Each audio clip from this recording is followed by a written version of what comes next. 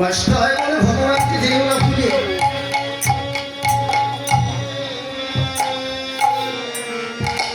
এই কাঁদিয়ে তার পূর্ণময় করে দেয়, যদি খালি থাকে পূরণ করে দেয়, যদি বেশি হয়ে যায় কমাইয়ে নেয়। বেশি হলেও হবে না ভক্তি, কম হলেও হয়। তাই কান্নাই হলো ভজন কলিযুগে। এই জীবের ভজন হলো কান্না, নয়নের জল, অন্য কোনো মায়া কান্না কেটে পেল না। ভগবানকে ভালোবেসে কাঁদো, হা কৃষ্ণ বলে কাঁদো। সে জল কোনোদিন বিফলে যায় না।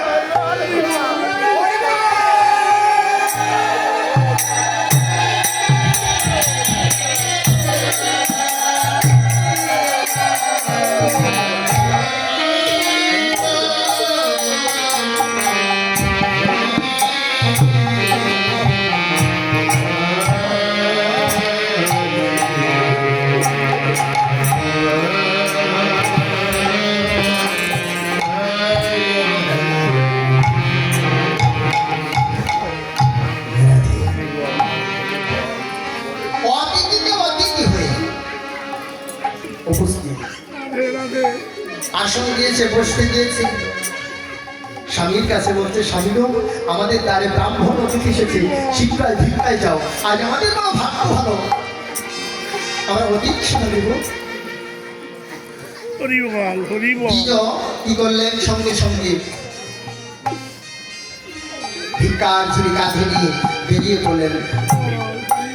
ভিক্ষা করে কায়দারে তিনবার। প্রথম দুয়ারে বেয়ে দাঁড়িয়েছে ভিক্ষাঙ্গেহী বলে, সে বাড়িতে অমঙ্গল ঘটে গেছে। যে বাড়িতে অমঙ্গল হয় সে বাড়িতে ভিক্ষা তার কাছ থেকে ভেবে চলে গেলেন। দ্বিতীয় দুয়ারে দাঁড়িয়ে আছে, সেও বাড়িতে অমঙ্গল ঘটে গেল। কি ঘটলো আর বলল? যারা তারপরে দ্বারে গিয়েছে সেখানেও অমঙ্গল ঘটে গেছে, ভিক্ষা হলো না। ভগবান তো জানে, কারণ সে তো পরীক্ষা করছে, কোনো দ্বারে ভিক্ষা পাওয়া যাবে না। রাধে রাধে। শূন্য ঝুড়ি নিয়ে দোল ফিরছে, এদিকে ভগবান ধরাকে ডেকে বলছে, মা আমাদের তো সময় বেরিয়ে যাচ্ছে, এক কাজ করো মা, 3টি চাউল 3 জনকে দাও আর 3 গ্লাস জল দিয়ে দাও। 3টি চাউল 3।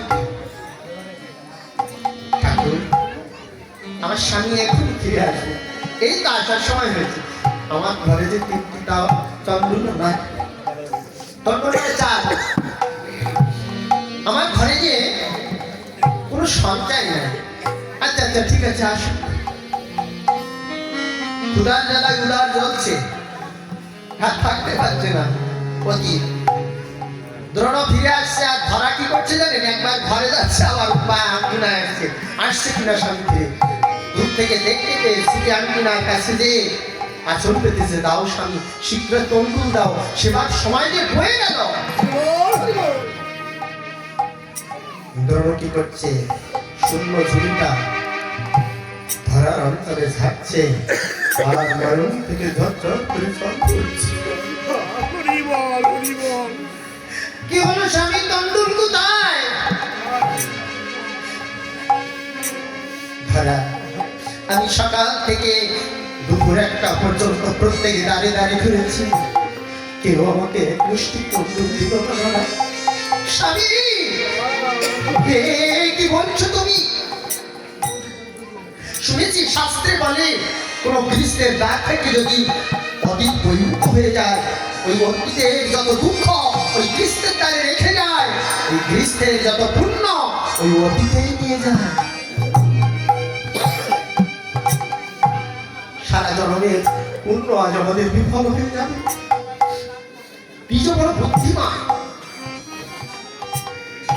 সঙ্গে সঙ্গে ডাক দিয়ে বলছে, ধরা আমি অধিক সেবা দিতে পারিনি, আজকের অধিক সেবা তুমি দাও। যায় যা সতীত্ব বিসর্জন যা, তবু তুমি অধিক সেবা দাও। স্বামী কতটা অসহায় হলে এরকম কথা বলে। জীবনে যে কোনোদিন কারো তারে যায়নি, কারোর কাছে পরপুরুষের মুখও দেখেনি, সেই ব্যক্তির সঙ্গে এই মুখ কথা বলবে, সে কি করবে? স্মরণের চেয়ে মরণ ভালো। আমার মরণটা ভালো। ধারা বলছে আমি এখন কোন মুখে, আমি অতীতের সম্মুখে দাঁড়াবো। রন্ধন গৃহের থেকে কলসিটা নিয়ে সরোবরের দিকে যাচ্ছে, আর মনে মনে বলছে এই প্রাণ আমি আর রাখতো না, ওই সরোবরের জলে ডুবে এই প্রাণটা আমি বিসর্জন দেব। আমি কোন মুখে, আমি অতীতের সম্মুখে দাঁড়াবো।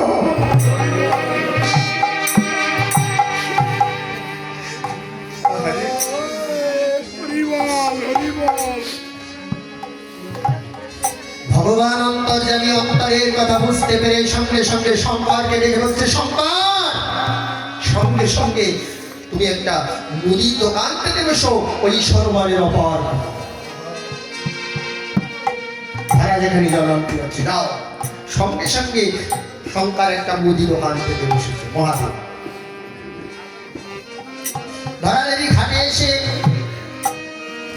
চিন্তা করছে, তাই তো আত্মহত্যা মহাপাপ। হে গোবিন্দ, তবু আমার কোনো উপায় নেই, তুমি আমায় ক্ষমা করে দিও বলে কলসির কণ্ঠে নিজের শাড়ির অঞ্চল ঘোরাচ্ছে, নিজের কণ্ঠে জড়িয়ে ঝাঁপ দিতে যাবে অপর করে। এরকম করে ঝাঁপ দিতে গেলে কুলের ওপারে দেখা যায় না, দেখে একটা মুদি দোকান। বলছে তাই তো আমি প্রত্যেক দিন ঘাটে আসি, কোনোদিন তো দোকান দেখিনি। প্রভু মনে হয় আমাকে কৃপা করেছে, আমি যদি মুদির কাছে এক মুষ্টি তন্ডুল পাই তাহলে আমার আর আত্মহত্যা করতে হবে। কলসি খুলে রেখে মুদির সম্মুখে যেয়ে দাঁড়িয়েছে ধারা। এ মুদি, আমি অতীত সেবা দেব, আমাকে এক মুষ্টি তন্ডুল ভিক্ষা দাও। রাতে রাতে মুদি হেসে ফেললে, এক মুষ্টি কেন ধারা, এক মুষ্টি কেন, নাও নাও, ধরো ধরো, তোমাকে আমি 10 মুষ্টি তন্ডুল দিলাম। এক মুষ্টি তাই কি 10 মুষ্টি দিচ্ছে, তাহলে অভিসন্ধি আছে মনে, তার কিছু সহজ। ধরা তন্ডুল নিয়ে অঞ্চলে বলছে, হে মুদি, বলো তুমি আমার কাছে কি চাও? হাস্যবদনে মুদি বলছে, এখন আমি কিছু চাই না, তুমি অতীত সেবা দিয়ে এসো, তারপরে চেয়ে। ধরাদেবী বলছে, আমি ঘরে ফিরে যেতে যেতে পথের মধ্যে যদি আমার প্রাণ পাখিটা বাইর হয়ে যায়, তোমার এই ঋণ পরিশোধ করবার জন্য পুনরায় আমাকে আবার এই ধারায় জন্ম নিতে হবে। তুমি বলো আমার কাছে কি চাও? মুদি হাসতে হাসতে বলল, তোমার বক্ষ মাঝে দুটি পয়োধর আছে, আমি একটা স্পর্শ করতে চাই। ধরাদেবী হচ্ছে, মুদি, আমার দেহে এক পিণ্ড মাংসের উপরে তোমার এত লোক, স্পর্শ কেন করবে? সত্যি আমাকে দাও, কাঠা দাও, আমার মাটির দেহটা আমি কেটে দিয়ে যাব। নিজের গাকেও কাটতে পারে, অঙ্গকেও কাটতে পারে। হাসতে হাসতে মুনি অস্ত্র তুলে দিয়েছে, সেইখানে দাঁড়িয়ে ধরাদেবী নিজের পক্ষে যখন অস্ত্র চালাচ্ছে, ভগবান কষ্ট পাচ্ছে, ধরা দিয়ে ছটফট করছে। নারদ, আমার কোন মুক্তির অঙ্গে আঘাত হচ্ছে, আমার বক্ষ যন্ত্রণা হচ্ছে, আমি সইতে পারছি না।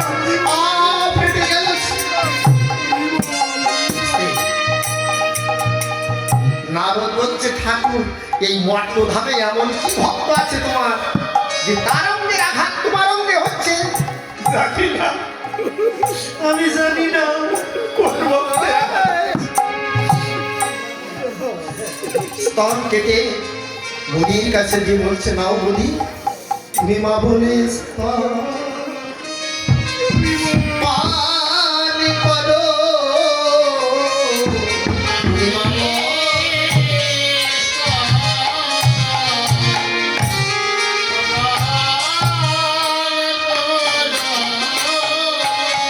তুমি মা বলে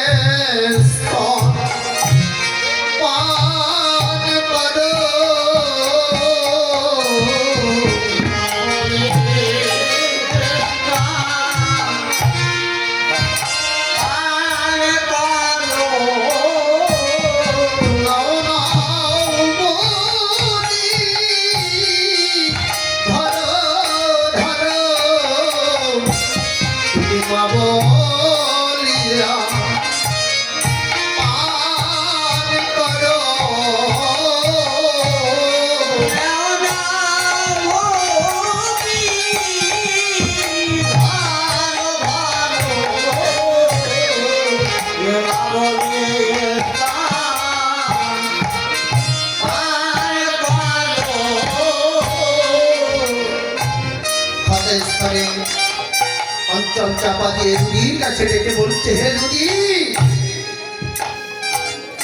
অতীত সেবা দেওয়ার আগে এক ফোঁটাও যেন বাহির হলো না। অতীত সেবা দেওয়া অন্তে যত খুশি বাহির হয়ে যেও, আমি বাধা দেব। আমার এই সময়টুকু দিও, আমি যেন অতীত সেবা দিতে পারি। ফতেস্থান অঞ্চল চাপা দিয়ে ঘরে এসে অন্য অন্য রন্ধন করে অতীতের সম্মুখে দিয়ে যখন ফিরে আসছে, রুধি আর বাধা মানছে না, এক ফোঁটা ওই থালার পাশে পড়ে। ব্রাহ্মণ অতীত কিনা ডাক দিয়ে বলছে, ধরা, তুমি কি জানো অতীত সেবা দিতে? হ্যাঁ ঠাকুর, আমি অতীত সেবা দিতে। তুমি জানো ব্রাহ্মণ অতীত সেবা দিতে? হ্যাঁ ঠাকুর, এটাও জানি, আমি ব্রাহ্মণ অতীত সেবা। তুমি যদি এতই জানো, তাহলে অপবিত্র অসহজ অবস্থায় তুমি সেবার ব্যবস্থা কেন করেছ? জবাব দাও। ঠাকুর, আমি অপবিত্র নই, আমি অসহজ নই ঠাকুর। সেবাটা আমি সব খুলে বলবো, কৃপা করে আপনারা খুলে সেবা করুন। ব্রাহ্মণ আগেকার দিনে ব্রাহ্মণের তেজ, আমরা সেবা করবো, আমাদের ভজন নষ্ট করবার জন্য এই অভিসন্ধি করেছে।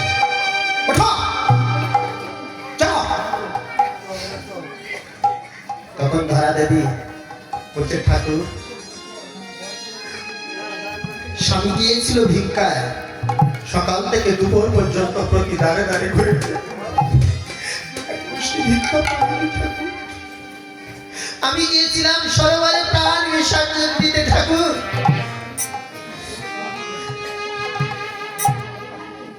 সরোবরের ওপর খুলে তাকিয়ে দেখি একজন মুদি দোকান পেতে বসে আছে।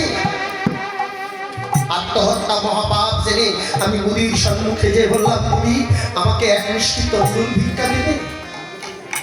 এক মিষ্টি তন্দুর চাইতে মুদি আমাকে 10 মিষ্টি তন্দুর দিয়ে দিল। বিনিময় এই সতীর অঙ্কে স্পর্শ করতে চেয়েছিল, আমি স্পর্শ করতে দেয়নি ঠাকুর।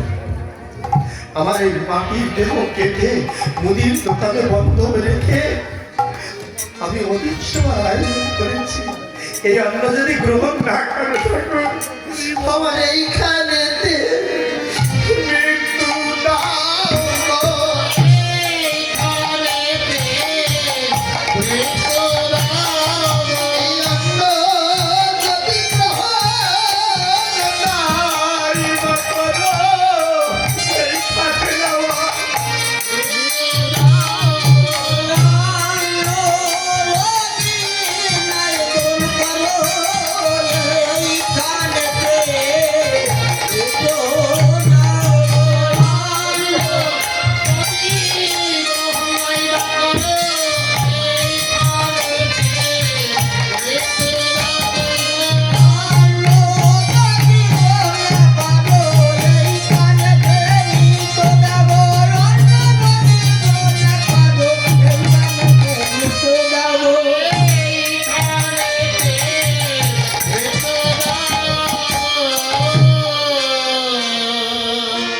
আচারিতে বললেন, ধারায় ধারায় ভগবান আর থাকতে পারে?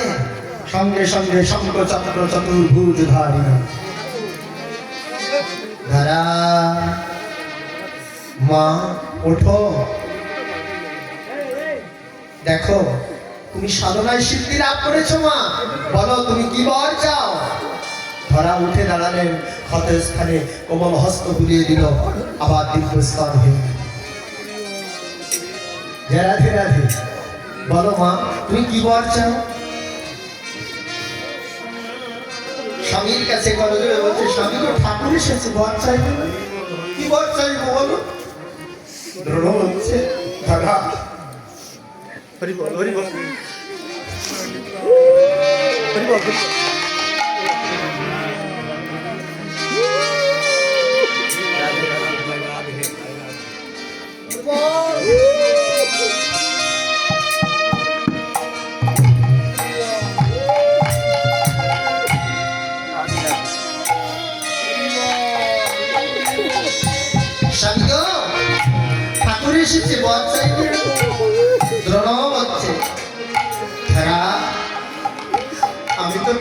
সেবার আয়োজন করতে পারিনি, আমি অতীত সেবার আয়োজন করতে পারিনি।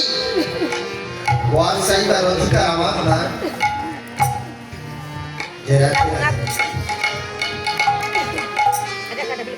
তোমার যেটা ইচ্ছা তুমি সেটাই চেয়ে নাও। তখন ধারা দেবী নয়ন জল ছেড়ে দিয়ে ঠাকুরের কাছে কাঁদতে বসতে ঠাকুর আমার ইয়ে স্তন বন্ধ রেখে অতীত রূপী নারায়ণ সেবার আয়োজন করেছি, আমি সেই স্তন আবার পুনরায় ফিরে পেয়েছি। আমি তোমার কাছে এইবার প্রার্থনা করি, হে ঠাকুর, আমি তোমাকে পুত্র রূপে করে দিয়ে আমার এই স্তন যেন তোমার সেবায় দিতে পারি।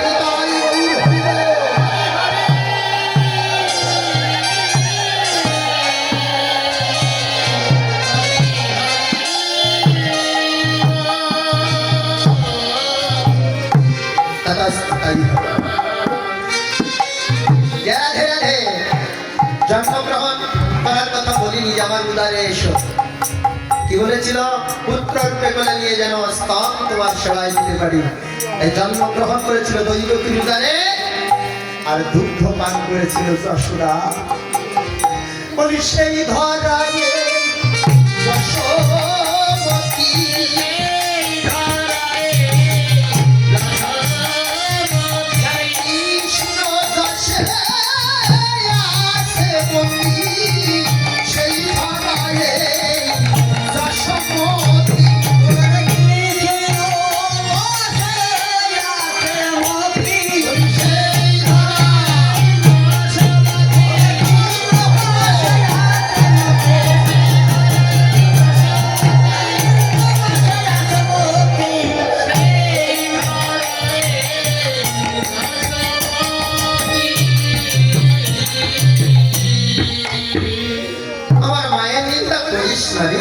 আমি মাতৃনিন্দা সইতে পারি না।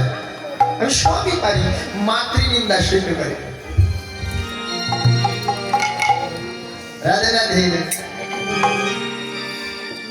এত কিছু বলার পরে শ্রীরাম সুদাম বলছে, কানাই তোর মা চেয়ে না আমাদের মা অনেক ভালো। কে বলেছে আমাদের মা ভালো? না না না,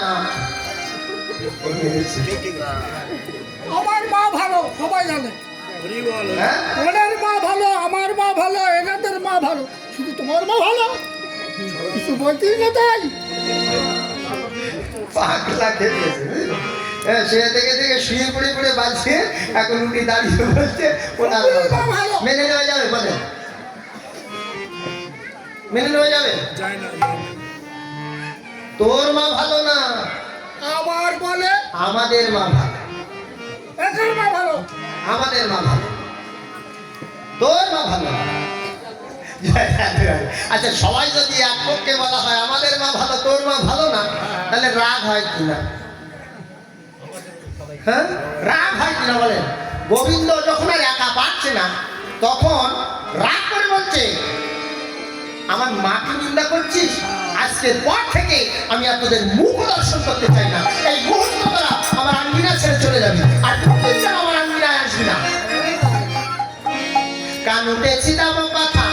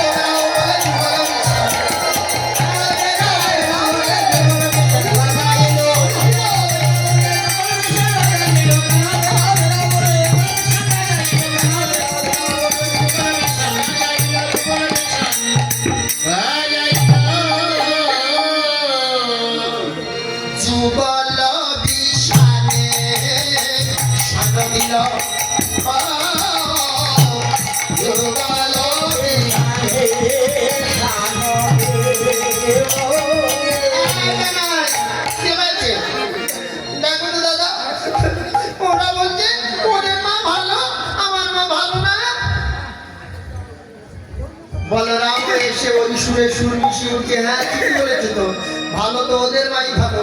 কেন বলছে বলো? আরে এদের কাছ থেকে তো টেনশনই নেয়, এরা আমার কথা শোনে। এদের যদি মন্দ বলি দল ছেড়ে চলে যাবে না। পার্টির একটা বিষয় আছে, নিন্দা করার উপায় আছে, পার্টির একটা বিষয় আছে। এদের যদি এখন নিন্দা করি তাহলে দল ছেড়ে চলে যাবে, ধেনু আমার একা সরিয়ে মরতে হবে। বলছে ভালো যদি হয় তো ওদের মাই তো ভালো। ঠিকই বলেছে দাদা, তুমিও বলছো, তুমি বলছো, তাহলে বলো ওদের মা কেন ভালো?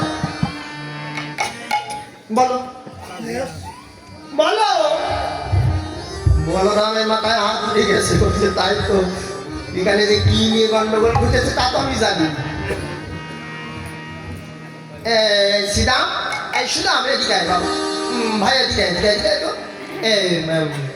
তোদের মায়ের গুলো কিন্তু তোরাই খা, সেটাই ভালো হয়। বল বল তোদের মা কেন ভালো? যুক্তি কি দেখে, বোঝা ছাপিয়ে দিয়ে দিল। এখন সিদাম সুদাম দুঃখ পেয়েছিল। কানাই কি বলেছে? কোনদিন তোদের মুখও দেখবো না। সিদাম সুদাম নয়ন জল ছেড়ে দিয়ে বলছে, আমরা সারাদিন তোর সঙ্গে ঢেউ ছাড়া, সন্ধ্যাকালে ফিরে এসে মায়ের কাছ থেকে ননি মাখন খেয়ে আমরা ঘুমাই। ভোরবেলা জানিস ভাই, ভোরবেলা আমাদের মা ঘুম থেকে ডেকে বলে, ওরে চিরাম, ওরে সুরাম, আর কত ঘুমাবি বাবা, ওঠ ওঠ। কানাইয়ের সঙ্গ করে আয়, কানাইকে আলিঙ্গন করে আয়, কানাইকে দর্শন করে আয়। সারা রাত্রি তো ঘুমিয়ে কাটিয়ে দিলি, আমি সেবার ব্যবস্থা করি, এসে প্রসাদ পা। আমাদের মা সকালবেলা ঘুম থেকে ডেকে তোর কাছে পাঠিয়ে দেয় তোকে দেখার জন্য। আর প্রত্যেক দিন গোষ্ঠে যাওয়ার সময় তোর মায়ের কাছে এসে সাথ দেওয়ায়, মা গোপাল দাও, মা গোপাল দাও বলে। বল কানাই, এই দুই মায়ের মধ্যে কোন মা ভালো? এক মা সকাল সকাল ভগবানের পথ দেখিয়ে দেয়, আর এক মা আত্মইন্দ্র শুভ বাক্যার জন্য সন্তানকে ভক্তি আঁকড়ে ধরে রাখে। এই দুই মায়ের মধ্যে বল তুই কোন মা ভালো? বল বল। সিদাম সুদাম যতটা কাঁদে, আমার গোবিন্দ তার দ্বিগুণ কাঁদে।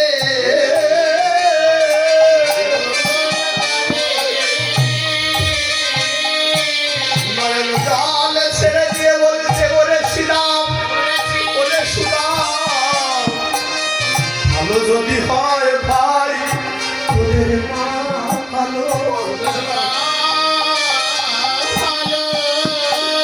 সুদাম সুদাম ডাক দিয়ে বলছে, তুমি বললি কেন আমাদের মুখ দেখবি না, আমাদের সঙ্গে কথা বলবি না, আমাদের রাখবি না, এ কথা কেন বলবি ভাই?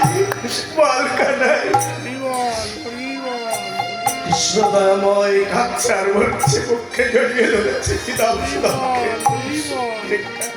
সিদাম, ওরে সুদাম, আমি যদি এমন বড় আঘাত তোদের হৃদয়ে না করতাম, তোদের বদন দিয়ে কোনোদিন এই সত্য প্রকাশ হতো না, এ জগৎ কোনোদিন জানতে পারত না এ জগতে কোন মা ভালো। তাই আমি তোদেরকে আঘাত করেছি, আমায় ক্ষমা করে দে ভাই।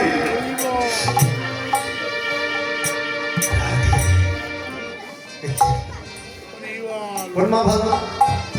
যে মা সন্তানকে ভজনের পথ ধরিয়ে দেয়, যে মা সন্তানকে সকাল সকাল গৌরবদের ভজনের পথ দেখায়, যে জগতের সেই মাই ভালো। উচ্চশিক্ষায় শিক্ষিত করে তারপরে দীক্ষা নেবে ছেলে, এরকম চিন্তা করলে ও ছেলে ভাত দেয় না কোনোদিন গালে তুলে।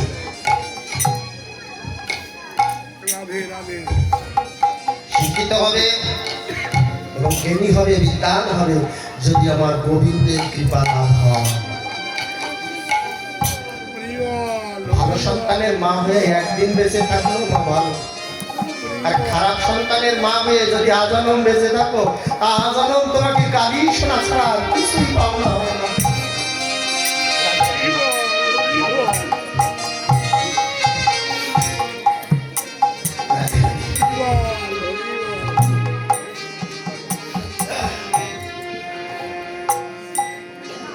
আমি মাকে না বলে যেতে পারি না, কারণ কি জানিস? আমি মায়ের সঙ্গে কথা দিয়েছিলাম, মা আমি তোমাকে না বলে কোনোদিন কোথাও যাব না। আমি তোমাকে না বলে কোনোদিন কোথাও যাব না। কোনদিন বলেছিল? একদিন ননি চুরি করে খেয়ে গোপাল লুকিয়েছি, তাই না? মা ওই দিন খুব রেগে গিয়েছিল, দণ্ড নিয়ে তারণ ভর্ষণ করেছিল, তাতে গোপাল সারাদিন ঘরে আসে না।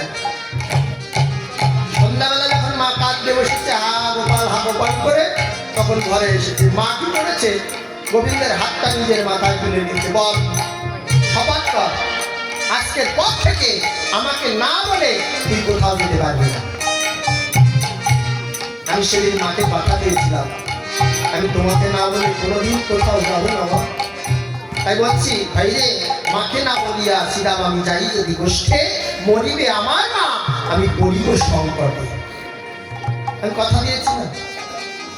তাহলে মার কাছ থেকে বিদায় নিতেই হবে। চল আমরা একসঙ্গে গিয়ে বিদায় নেব। গেল সবে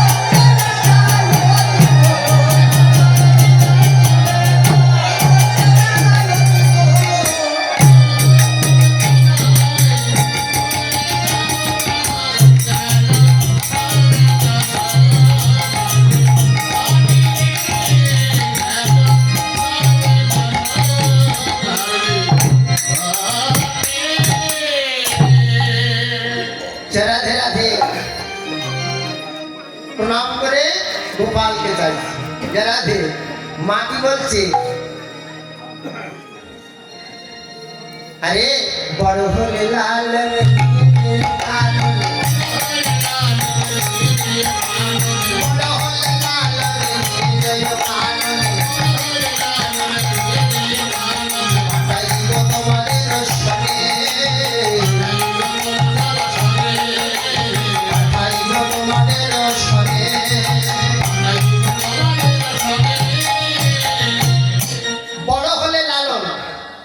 লালনী, লালন পালন করে বড় করে দিই, এইটুকু গোপাল মনে নিয়ে যায় আর মা কি প্রাণ ধরতে পারে? হ্যাঁ, এইটুকু গোপালকে মনে দিয়ে মা কি প্রাণে বাসে? সাধনার ধন, সাধনার ধন। কে সাধনার ধন কেউ দেয়?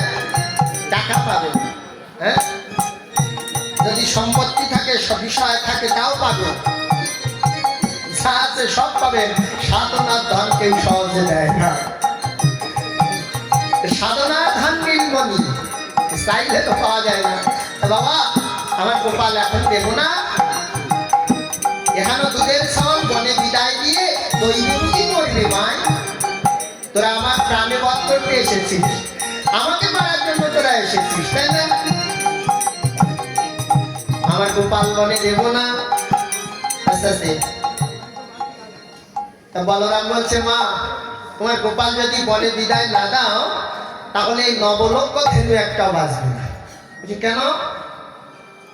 জানো মা, তোমার এই নবলক্ষ ধেনু তোমার গোপাল সেবা না দিয়ে তারা তৃণ সেবা করে না। পশুতেও কৃষ্ণ সেবা দেয়, পশুতেও কৃষ্ণ ভজন করে। বৃন্দাবনের পশুকে পশু বলা যায় না। সত্যি মা,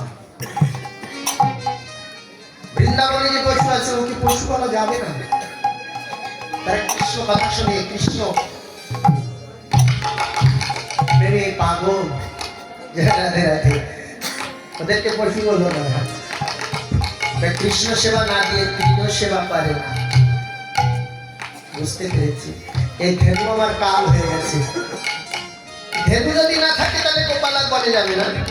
তাহলে আমি কি করবো জানিস? আমি ধেনু না, আমি বিক্রয় করে দিব রে। আমি ধেনু না, বিক্রয় করে দিব রে। এই ব্রজবাসী রাধে রাধে বিক্রয় করে দিব রে।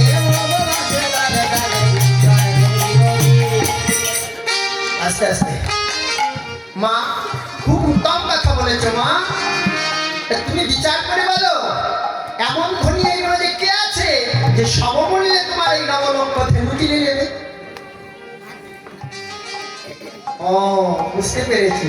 না পারলে আমি কি করবো জানিস? কি করবি মা? না পারলে আমি দান করে দেব, দান করে দেব, আমি ধেনু রাজি বলা দান করে দেব। এই ব্রজবাসী রাধে রাধে দান করে দেব।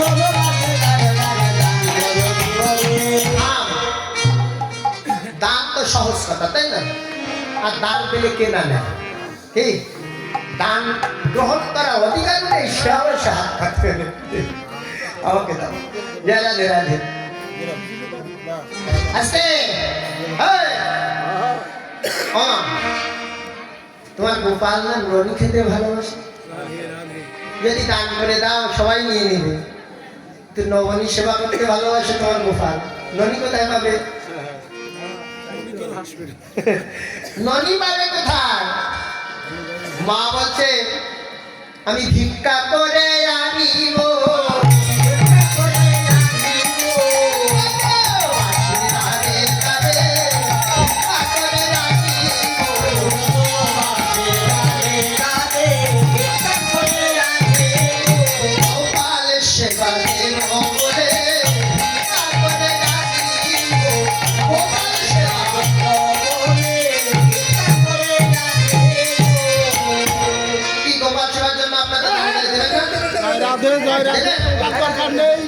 আমরা যাচ্ছি।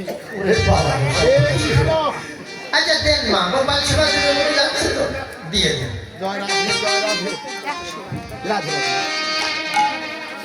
এই যে আমার এই মা 10 টাকা দিয়েছে।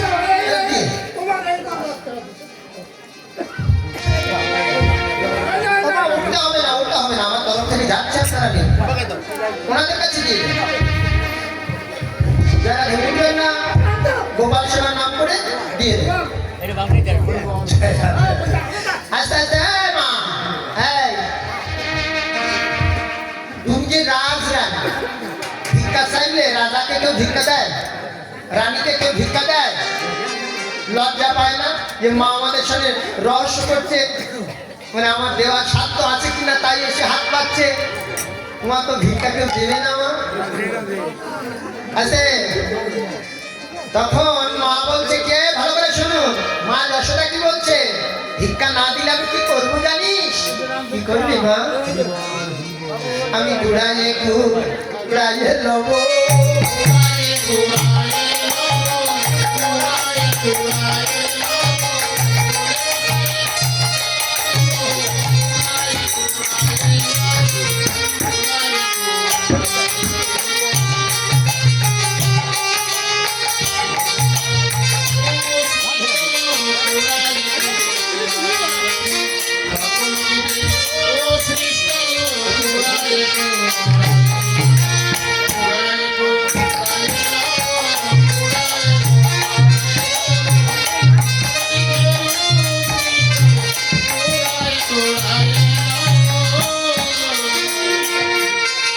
আস্তে বলরাম আর পাচ্ছে না, তা বলছে মা তুই যখন কুড়াতে যাবি আমার সঙ্গে করে নিবি। আমি কুড়ালে কুড়ালে দিব, সঙ্গে করে নিবি মা।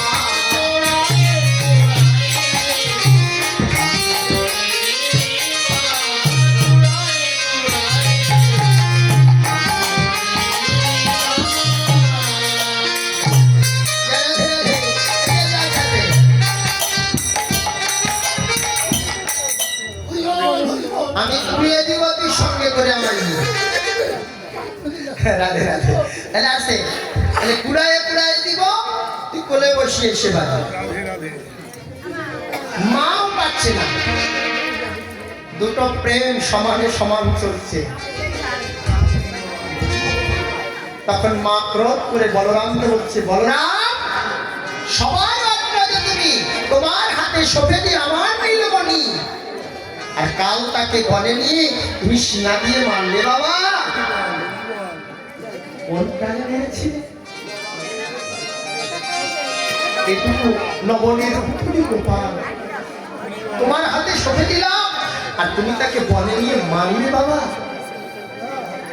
এইখানে বলরাম পরাজিত স্বীকার করলেন, আমি বড় ভুল করেছি। কানাই, কানাই রে, আমি তোকে আঘাত করেছিলাম, এ তো মা জানে না, তুই মায়ের কাছে বলে দিবি। এই যে বড় হওয়া বড় জ্বালা। কানাই রে, একবার মনে করে দেয় সেই ত্রেতা যুগের কথা, একবার মনে করি দেয় সেই ত্রেতার কথা। তার সত্য পালন করতে রাম বনে গিয়েছিল 7 বছরের জন্য। পঞ্চবটী বনে এসে কুঠির নির্মাণ করেছিল। দশম চক্রান্ত করে সীতা চুরি করেছিল। সেই সীতার অন্বেষণ করতে করতে মাল্যবান পর্বতের উপরে আমার উপরে মাথা রেখে ঘুমাইয়েছি।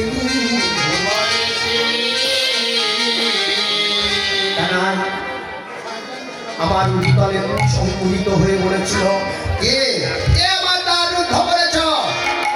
আমার দ্বার ছেড়ে দাও, আমি বহিঃপ্রকাশ হব। আমি বলেছিলাম, ওরে কুশ, আমার দাদা বড় ক্লান্ত পরিশ্রান্ত, বড় কষ্ট করে একটু বিশ্রাম নিয়েছে। এখন যদি আমি উরু সরাই আমার দাদা জেগে যাবে রে। তোমার যদি ওঠার সময় হয় তুমি আমার উরু ভেদ করে ওঠো, আমি উরু সরাতে পারবো না। আমার উরু ভেদ করে কুসংকুলিত হয়ে গিয়েছিল, তাতে কি আমার ব্যথা জানি? আমি কোনোদিন মায়ের কাছে বলিনি ভাই। রাম রাবণে যুদ্ধ হয়েছিল, রাবণের শক্তি ছেড়ে আমার মুখকে হেরেছে, আমার মুখের পাঁজর ভেঙেছে, তাতে কি আমার ব্যথা জাগেনি? আমি কোনোদিন মায়ের কাছে প্রকাশ করিনি। ভাই রে, আমি তো বড় হতে চাই, আমি বড় হতে চাইনি। মা সীতাকে উদ্ধার করে যখন অযোধ্যায় ফিরে আসলাম, মুনি ঋষিরা সবাই জয় জয়কার করতে লাগলো। লক্ষণেরই সুনাম যশ লক্ষণেরই দিতে লাগলে। তুমি তখন ছুটে এসে বললে, না, আমি রাবণকে বধ করেছি, আমি শ্রেষ্ঠ। মুনি ঋষিগণ বলল, হে রাম, রাবণের পুত্র ইন্দ্রজিৎ ছিল বড়ই দুর্দান্ত। রাবণের ছাড়া শক্তিশালী ছিল। রাবণকে যখন বন্দী করেছিল এই ইন্দ্রজিৎ মুক্তি করেছিল। রাধে রাধে। ইন্দ্রজিৎকে বধ করার শক্তি রাম তোমার কাছে ছিল না কেন? ইন্দ্রজিৎ এমনই প্রার্থনা করেছিল, বর প্রার্থনা করেছিল ব্রহ্মার কাছে, কি যে এমন বর দিয়েছিল যে পুরুষ 14 বছর অনাহারে থাকবে, যে 14 বছর অনিদ্রায় ঘুমাবে না, যে 14 বছর নারী মুখ দেখবে না, এমন ব্যক্তির কাছে ইন্দ্রজিৎ বর। এ কথা শুনে তুমি ছুটে এসে আমাকে জড়িয়ে দিতে বলবে, ভাই এই কর্ম তো ছিল বড় ভাইয়ের কর্তব্য কর্ম, তুমি ছোট ভাই হয়ে করলে এই যুগে তোমায় আমি কিছু করতে পারলাম না, সেবা দিতে পারলাম না। আগত দাপাল যুগে তুমি আমার বড় ভাই হবে, আমি ছোট ভাই হয়ে তোমার সেবায় রত থাকবো। তাই আমি বুঝতে পেরেছি এই যে বড় হবো বড় জ্বালা, আমি আর বড় হবো না ভাই, আমি আর কোনোদিন বড় হবো না। আমি এবার তোরে বড় করব,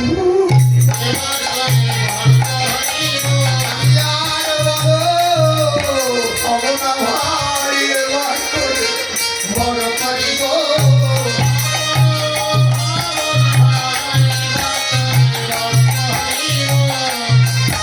আমি আর বড় হব না। বলরাম কাঁদছে আক্ষেপ করে কানাইয়ের কাছে। এমন সময় সীতা এসে দাঁড়িয়েছে। ওমা, মা তুমি ভাবো তোমার গোপালকে নিয়ে আমরা বলে কষ্ট দিই, তাই না? না মা, তোমার গোপালকে কখনো কষ্ট দেয়নি। আমরা কি করি জানো? ওমা ভালো করে শুনবেন, আমরা বনে গিয়ে বন ফুল তুলে ফুলে সিংহাসন তৈরি করে আমরা কানাইকে রাখাল রাজা করি। ওমা তুমি না বলো কংসচরণে অবিরাত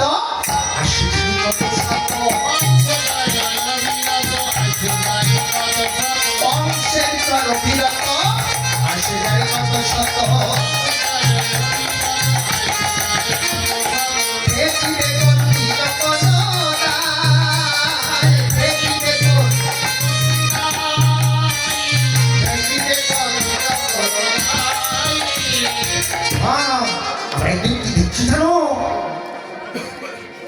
কি দেখছিস সেটা? আমরা দেখছি কি জানো? দেখছি মা, কি বলবো মা, সুন্দর থেকে আসছি উড়ে, তোমার হংসের রূপ পারে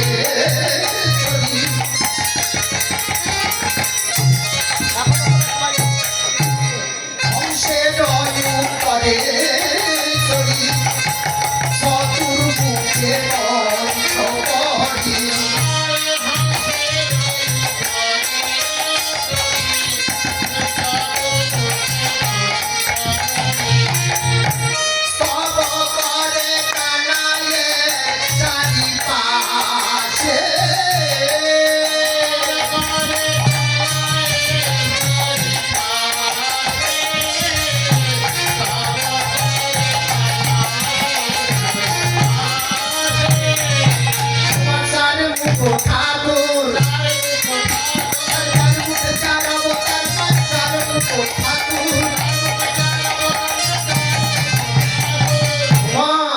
আমরা ভাবলাম কংসের চর, যদি কানাইকে কিছু বলে না, আমরা তো লুকিয়ে আছি, যদি কিছু বলে তো অমনি পড়বর করে দে।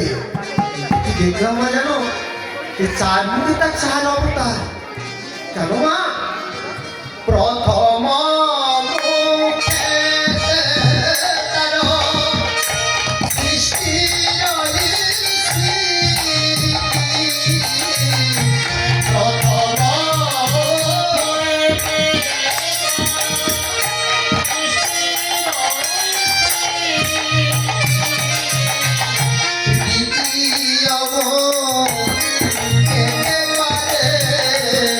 সৃষ্টির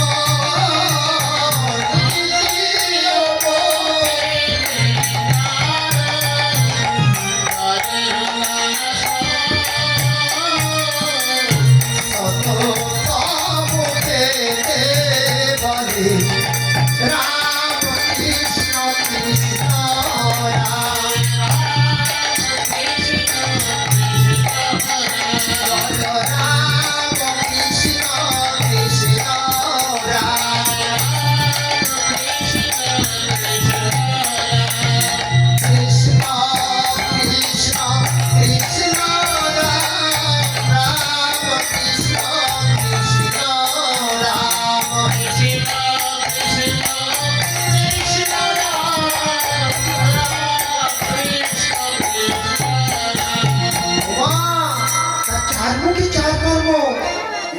সেই ঠাকুর তোমার গোপালকে দক্ষিণ করে আজ তোমার গোপালের চরণে টানটান হয়ে পড়ে বলছে, আমি বড় অপরাধ করেছি, আমায় ক্ষমা করে দাও।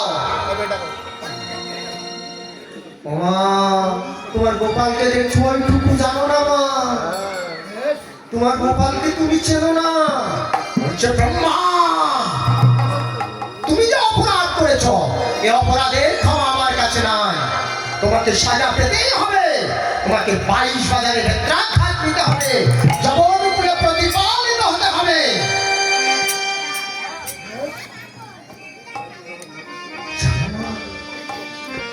সেই ঠাকুর বলল, ঠাকুর যত সাজা তুমি আমাকে দাও দাও, আমি যেন তোমার চরণ ভুলে না যাই ঠাকুর, এই কৃপা আমার করো। যত সাজা দেবে দাও, আমি যেন তোমার চরণ না ভুলে যাই। জয় শ্রী রাধে রাধে। সেই ব্রহ্মা হরিদাস হয়ে এই পৃথিবীতে কলিযুগে এসে জন্ম নিয়েছিলেন আমার সাতক্ষীরা ডিস্ট্রিক্টের মধ্যে। জয় রাধে রাধে।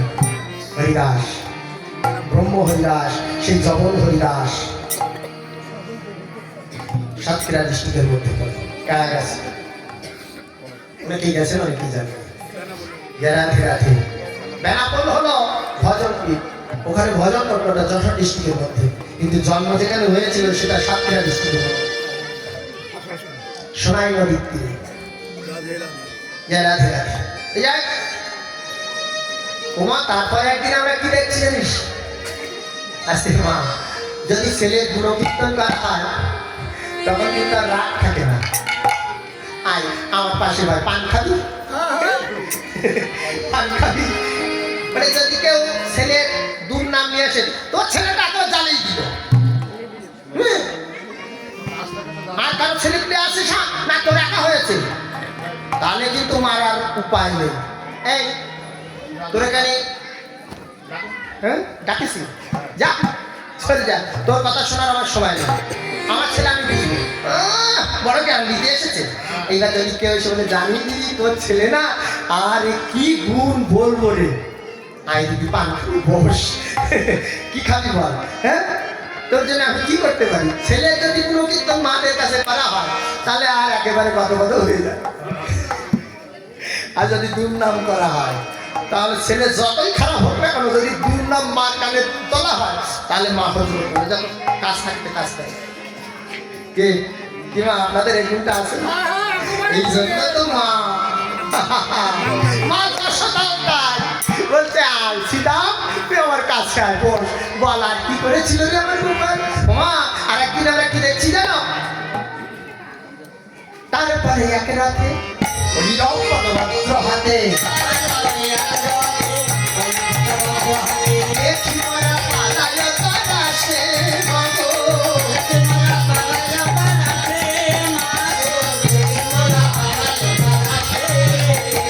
আমরা ভাবলাম ঠিক অংশ চাই।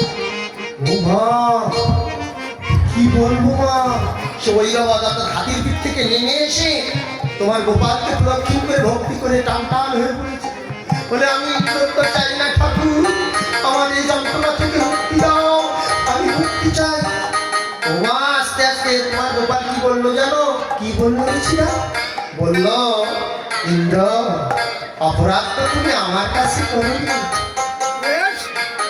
এই অপরাধের ক্ষমা আমার কাছে নাই, তোমার গুরুর চরণে যে তুমি ক্ষমা প্রার্থনা জানাও।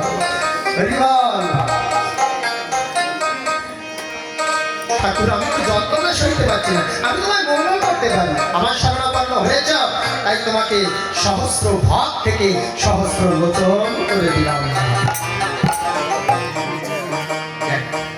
বাবা ক্ষিপ্ত বেড়ে একজন 200 খ্রিস্টের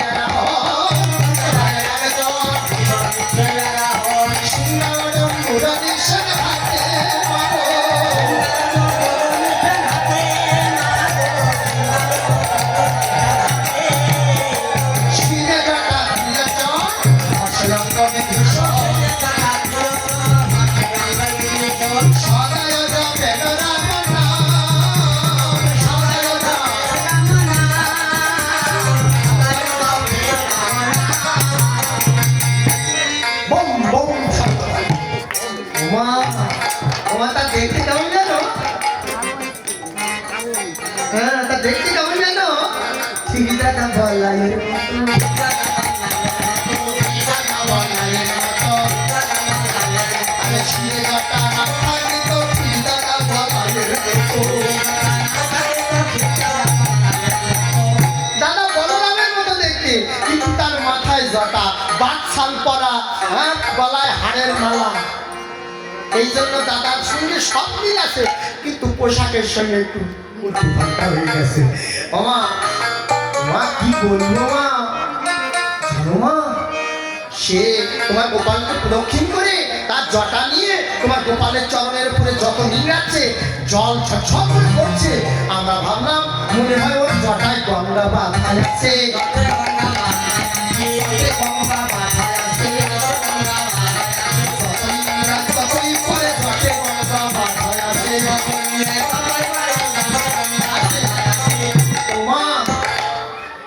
তোমার গোপালের চরণ ধৌত করে এবার সম্মুখে বসে ধ্যান করছে জানো না তার ওই জটের ভিতর থেকে একটা সুন্দরী কন্যা ভাই উঠে তোমার গোপালের চরণের কাছে ঠাকুর আর কতদিন আমাকে এই ভালোবাসা থাকতে হবে তোমার গোপাল কি বললো জানো গঙ্গা হরির জীব যতদিন হরি নামে অর্থ না হয়ে তোমার মুখকে ঝাঁপিয়ে না করবে ভক্তের চরণ ধীরে তুমি যতদিন না পাবে ততদিন তোমাকে এই বন্ধির আশা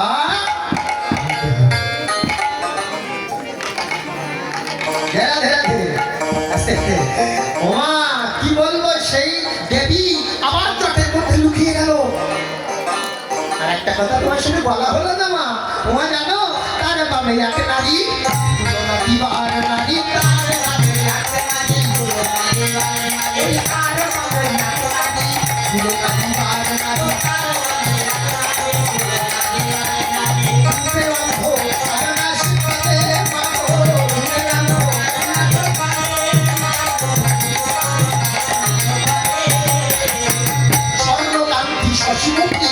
ভালে শোভে তিনি রাখি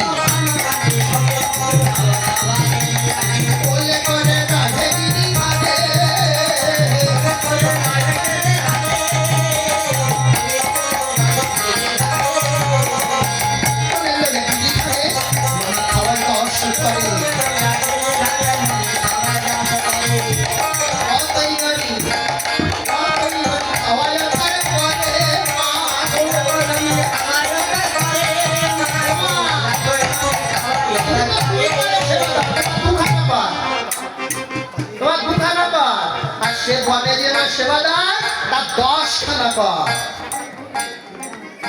ওমা তা দেখতে কেমন যেন ঠিক যেন মা তুই মতন অসুবিধা না থাকি তো ঠিক যেন মা তুই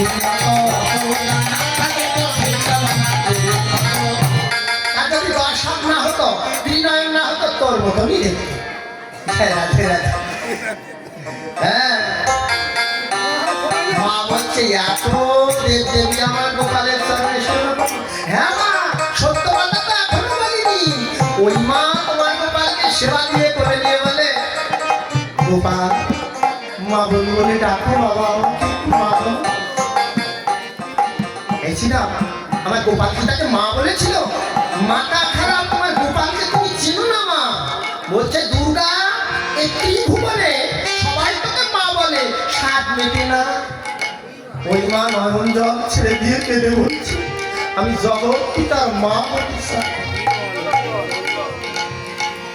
তোর গোপাল চিনতে পারিস মা যে কত বড় কঠিন বিষয় বললো দুর্গা যে নিজের সন্তানের রক্তে তুষ্ট হয় তাকে তো আমি কোনোদিন মা ডাকি না আশা পূরণ হবে নদিয়ায় মা আশা পূরণ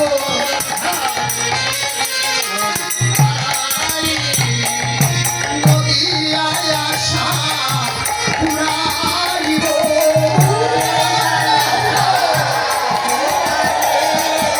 নদিয়ায় আশা পুরাইব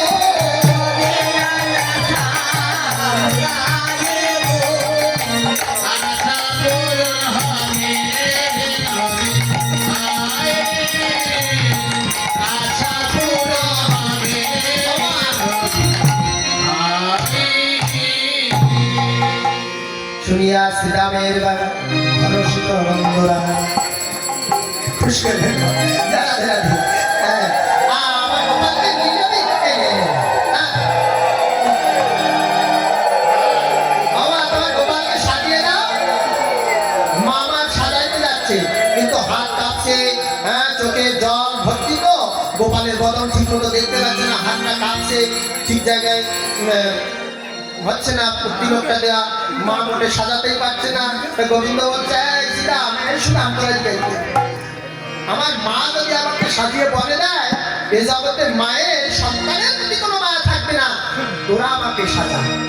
মায়ের সাজানো হবে না, মা সাজাইতে নন্দরানী না পারিল, যতনে কানাইয়ের সুরা বলাই বাঁধিল, অঙ্গদা বলাই হার সবিয়েছে ভালো, শ্রবণে কুণ্ডল দলে করে রুদ্র মানো, পিতধরা আটিয়া পড়ায় কাটি যাবে, নেত্র মুরলী হাতে সিংহাসনে পিঠে, গলাতে তিলক দিল শ্রীরাম আসিয়া, মুকুল পরায় রাঙ্গা চরণ হে রাম দাসে কহে কান্দিতে কান্দিতে, অমনি রহিল রানী বদন হে।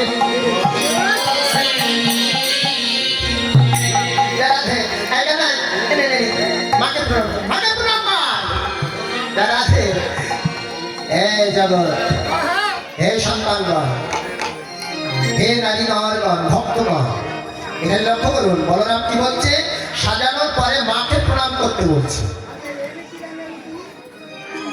মাকে প্রণাম করে পরে যেতে হবে।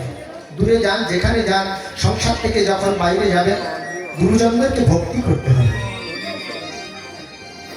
ভগবান জগৎ পিতা, তিনি নিজেই মাথা নয়ে জগৎকে শেখা দিচ্ছে। হে জগৎ, আমি যেমন মাকে ভক্তি করি, মাকে প্রণাম করে আমি ধেনু চড়াতে যাই, তোমরাও এমনিভাবে স্বস্বপার্বে মায়ের আশীর্বাদ নিয়ে যেও। যদি অমঙ্গল থেকে থাকে সেটা মঙ্গলময় হয়ে যাবে, তোমাদের কোনো দুঃখ বিপদ আসতে পারে না সংসারে ধারায়। তাই গৌর প্রেমানন্দে।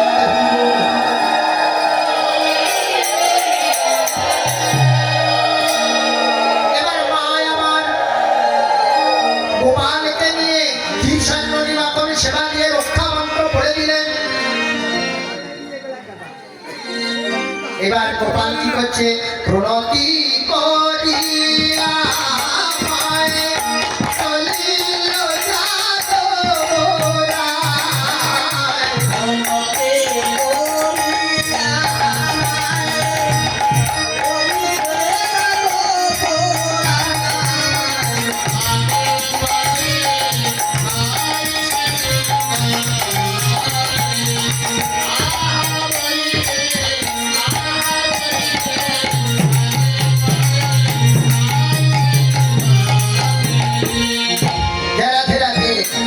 মাকে প্রণাম দিয়ে সখাবৃন্দ সঙ্গে নিয়ে তারা নেচে নেচে গোষ্ঠে চলে